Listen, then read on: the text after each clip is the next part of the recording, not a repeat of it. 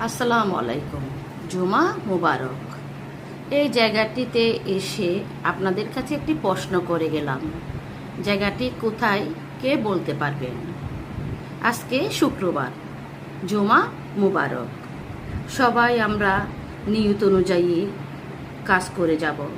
নিয়ত পালনের ক্ষমতা রাখেন আমাদের মহান আল্লাহ তাআলা। মহান আল্লাহ তাআলার অপার মহিমা আমাদের জীবনে অনেকভাবে প্রকাশিত হয়। আপনি সঠিক নিয়তে এগোবেন, আপনার নিয়তটি যেন সৎ থাকে, হালাল থাকে।